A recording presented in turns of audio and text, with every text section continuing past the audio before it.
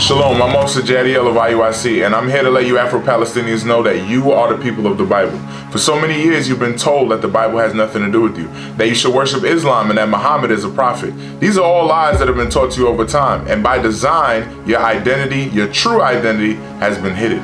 So I want to jump right into it. Today we're going to look at the Deuteronomy, the 28th chapter, and it explains who the Israelites are. But before we do that, I want to play an interview from Deacon Isaac of IUIC and Moshe Kus, who's the executive director of the Afro-Palestinian community in Jerusalem. Let's go ahead and play that. So if you want to give a nice short formal introduction of who you are to the audience, that would be excellent. My name is Moshe Kus. I am the executive director of the African community in Jerusalem. Our community, we are a descendant from four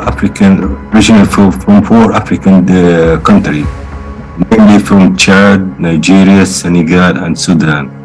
Our ancestors, they are all Muslims, and the main purpose for immigrating to Jerusalem in order to perform the pilgrimage to Jerusalem. After performing the pilgrimage to Saudi Arabia, it is a habit, used to be a habit among Africans, that any person who performed the pilgrimage to Saudi Arabia and then performed the pilgrimage to Jerusalem, this will give him a high status in the society when he goes back to his country. Unfortunately, our ancestors, when they came to Jerusalem, some of them, they work as they used to migrate to Jerusalem since during the Ottoman Empire, and some of them used to work as guards. Now let's jump to Deuteronomy, the 28th chapter and the 37th verse, right? Before we do that, let's look at Deuteronomy chapter 28 and verse 15. But it shall come to pass, if thou wilt not hearken unto the voice of the Lord thy God, to observe to do all his commandments and his statutes, which I command thee this day, that all these curses shall come upon thee and overtake thee. So when we look at Deuteronomy 28th chapter, the Lord said to the Israelites, if you didn't keep my commandments, curses will come upon you. And those curses look like verse 37. Let's jump over to that. Verse 37 says, and thou shalt become an astonishment, a proverb, and a byword among all nations whither the Lord shall lead thee. So when we dig into that, what it's actually going into is the loss of racial identity. As you see, Moshe Kus in the video, he makes reference to the fact that there were 4 different African nations that came into Jerusalem. And all those different nations have now been said, you're all Afro-Palestinian, right? So there's clearly something going on here. If these 4 different groups came from Sudan, right, and they came from surrounding countries, right?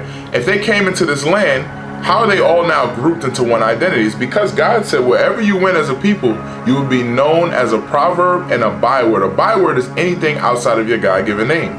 So God gave you the identity of being the nation of Israel.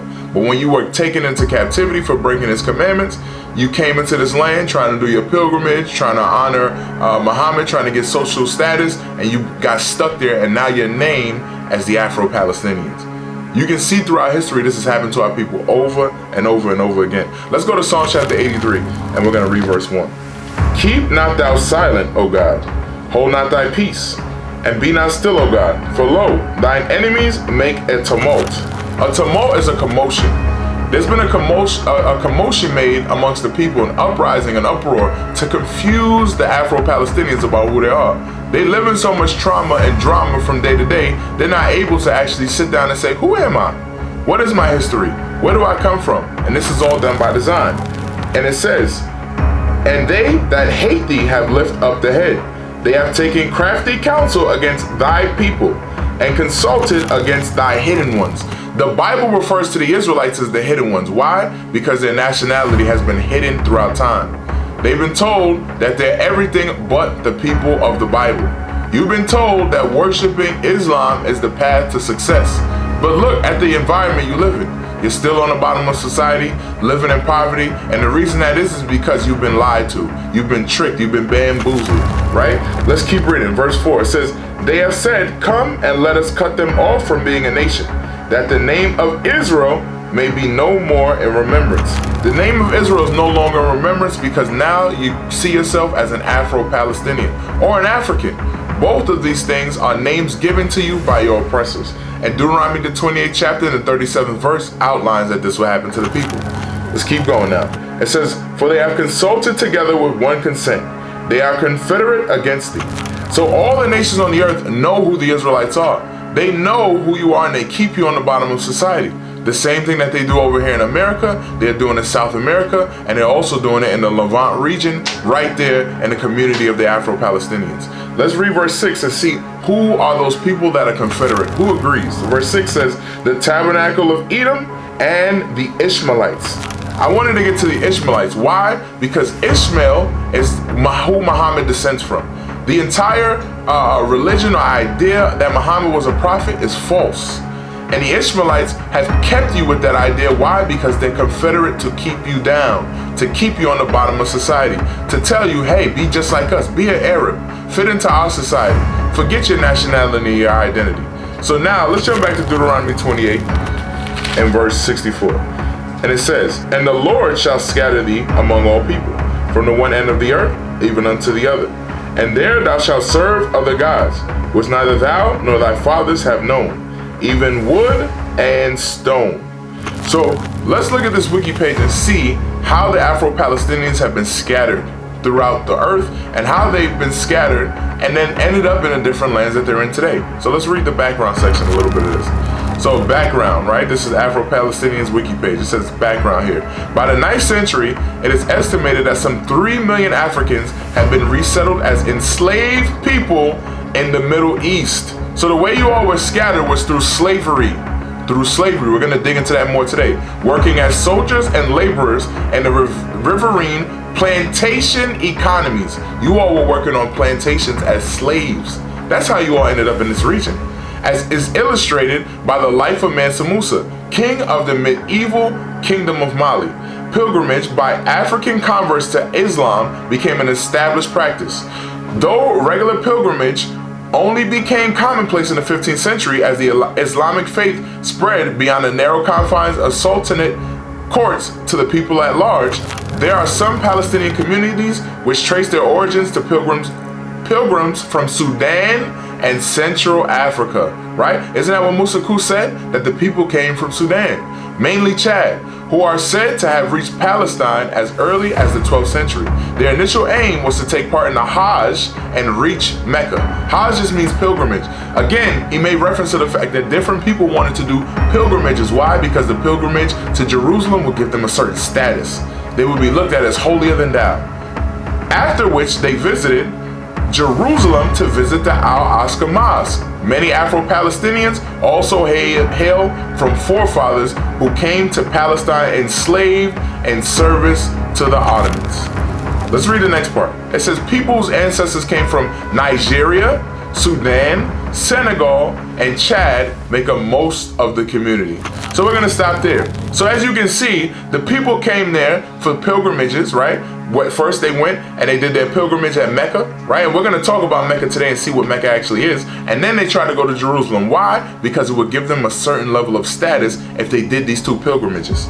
That's what Musa Ku just said in the video. And we see that Wikipedia corroborates that fact. But why did that happen? Because God said that the Israelites would be spread through slavery. Now you may be asking, what does slavery have to do with a pilgrimage, right? This is a book called Slavery in the Arab World, right? And then let's get page 18. Page 18 says, when the Prophet Muhammad brought the message of Allah to his followers in the 7th century, slavery was already a deeply rooted and widely accepted institution in that part of the world. Pre-Islamic Arabia and Egypt were terminal points of well-traveled slave trade circuits, some of the most important of which originated in the Sudan and Somalia. The Bilad al-Sudan, the land of the blacks, had for the time immemorial attracted slave raiders who found a ready demand for their captives in nearby Egypt. A brief reference contained in the annals of the 18th dynasty in the reign of Thutmose III to slaves, male and female, pointed to the existence of a continuous flow of slaves into Egypt from the land of Punt, modern-day Somalia. Further northwest along the Horn of Africa was Ethiopia, another rich catchment area for slaves. Habashas, the name given to the Ethiopians by the Arabs, filled the slave marts of Mecca.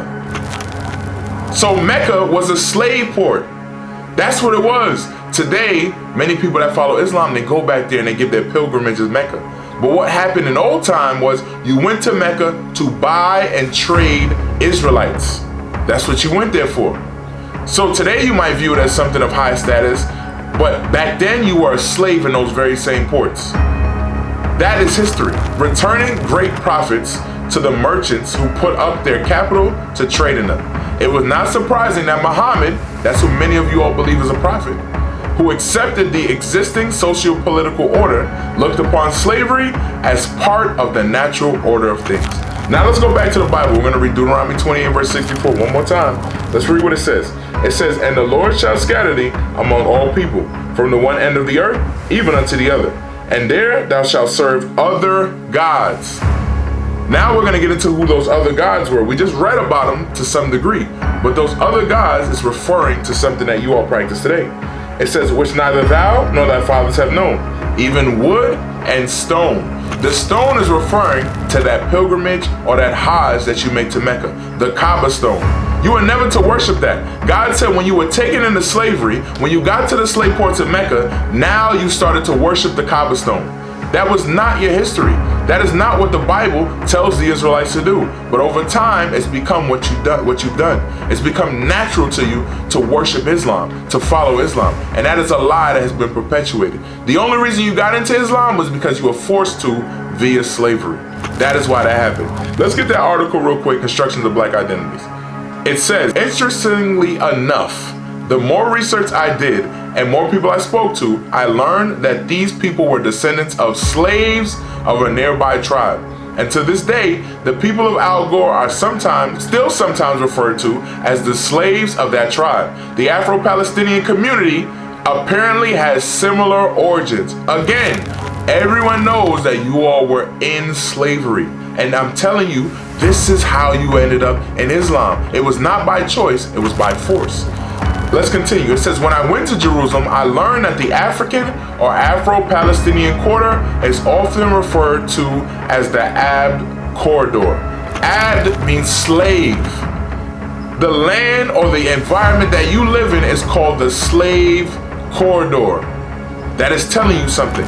Let's go and look at these trade routes now. Let's see where they flow through. You see on the map in red here that the slave routes, they went all through what you would call the Levant region, or what today you might know as the area in which Jerusalem is, or Jordan, right? Or Mecca is, right? You see right there, Mecca is listed as a place where the slaves went through. It's clearly there on the map. This is going back to what we read in the book, and also what we're seeing. They call where the Afro-Palestinians live the slave corridor. Why? Because they know who the people there are. Let's look at the other map now in green. Maybe this map was lying. Let's look at another map. So the map you see in green is also showing you what? That the people flowed through Mecca, that they flowed through the Levant region as slaves. You all Afro-Palestinians worked on slave plantations. That is history. Let's read an article on it. Let's see if modern day that's changed. We're gonna read about a young man who currently lives in that place, right? So Afro-Palestinians talk heritage and resistance. So it says, "Occupy East Jerusalem. It's hard not to get detained here." 16-year-old Abdallah Balalawi, an Afro-Palestinian from Chad, told Al Jazeera from his home city in the old city, "I have to be aware of the way I look and even the way I walk to avoid making the Israelis suspicious." So he has to watch how he walks through his city because he will get harassed if he walks a certain way, if he looks a certain way. Let's keep reading. Abdallah is one of at least 350 Afro-Palestinians from Nigeria, Chad, Senegal, and Sudan, residing in the Muslim quarter of the old city, adjacent to the Al-Aqsa Mosque compound. The Afro-Palestinian neighborhood is not the easiest to find, accessible only through an Israeli police checkpoint. That sounds familiar.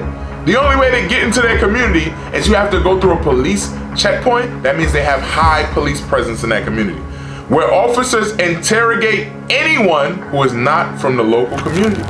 So we couldn't even go visit without being harassed by the police. Do you think you're living free if you're being harassed by the police? Let's keep reading. It says, "On a nearly hidden road straddled between two police blockades, Third generation Afro-Palestinian teenagers tell Al Jazeera about the world they inherited, characterized by checkpoints, daily interrogations, night raids, and incessant fears of detention by Israeli forces. Let's read Deuteronomy 28 verse 16 one more time. It says, "Cursed shalt thou be in the city, and cursed shalt thou be in the field." This has come to pass because we have not followed the commandments of God. You all Afro-Palestinians live in fear because God said it would happen if you didn't keep his commandments. Let's go to Deuteronomy chapter 28 and we're going to read verse 29 now. It says, "And thou shalt grope at noondays as the blind gropeth in darkness, and thou shalt not prosper in thy ways, and thou shalt be only oppressed and spoiled evermore, and no man shall save thee." When we read this, we can see what? The people of the Afro-Palestinian community, they clearly have been trying to get out of this situation. But God says you will not be able to get out of it. He said you'll grope like a blind man in the noonday. When the sun is at its highest point, you should be able to see. You should be able to find a way out. But God is saying you'll continue to reach and you'll find a way out. You'll find a way to relieve yourself of the oppression you face. And that is being done by design. You may look at it and say, why is the Lord putting us through this? Why is he putting us through so much poverty and oppression and putting us on the bottom of society? But Hosea 5:15 explains why. It says, "I will go and return to my place till they acknowledge their offense and seek my face. In their affliction, they will seek me early." God is afflicting the Afro-Palestinian man and woman and child so that they can come back to him. He said, in your affliction, you will seek him early. The affliction is being done with the idea that you will come back to God and keep his commandments in these last days. If you do, Deuteronomy 28 verse 13 now, it says, "And the Lord shall make thee the head and not the tail, and thou shalt be above only, and thou shalt not be beneath, if that thou hearken unto the commandments of the Lord thy God, which I command thee this day, to observe and to do them. And thou shalt not go aside from any of the words which I commanded thee this day, to the right hand or to the left, to go after other gods to serve them." So in order to serve the God of the Bible, you cannot serve Islam. You cannot serve the Kaaba stone. You must leave those lies alone and the false identity that you've been given over time. If you can come back to God, God will set you on high. So hopefully you learned something from this. And if you want to learn more, you can visit IsraelUnite.org. Shalom.